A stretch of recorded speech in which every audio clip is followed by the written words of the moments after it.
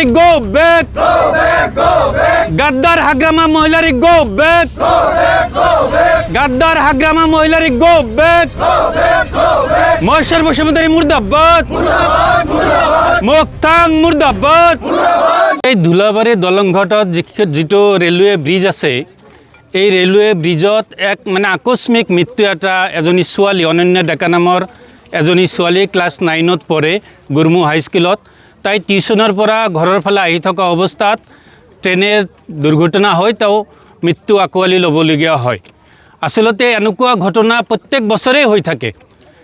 অকৰ্মণ্য হাগ্ৰামা মহিলাৰী ডাঙৰীয়াই 2010 চনতে এই ধুলাবাৰী দলংঘাটত নদীৰ ওপৰত দলঙৰ আধাৰশিলা নিৰ্মাণ কৰিছিল। 2010ৰ পৰা আজি 2026 হ'ল, কিন্তু এই দলংখন আজিলৈকে নিৰ্মাণ নহ'ল। এই হাগ্ৰামা মহিলাৰী ডাঙৰীয়াই এই অঞ্চলৰ ৰাইজৰ প্ৰতি কোনো গুৰুত্ব দিয়া নাই।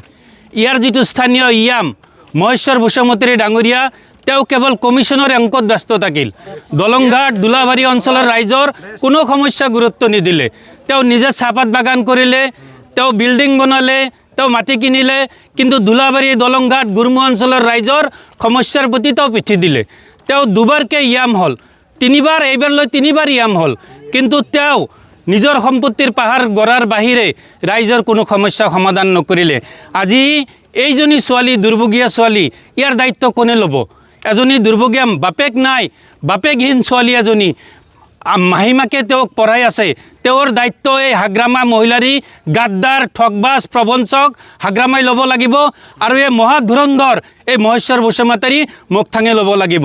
দ্বিতীয় কথাটো হৈছে, যেতিয়ালৈকে দলং নহয় তেতিয়ালৈকে এই ধুলাবাৰী দলংঘাটৰ ৰাইজে এই মহেশ্বৰ বসুমতাৰী মুক্তাঙক এই অঞ্চলত নিষিদ্ধ কৰিব লাগে। তেওঁ যাতে কোনো প্ৰকাৰে ইয়াত আহিব নোৱাৰে।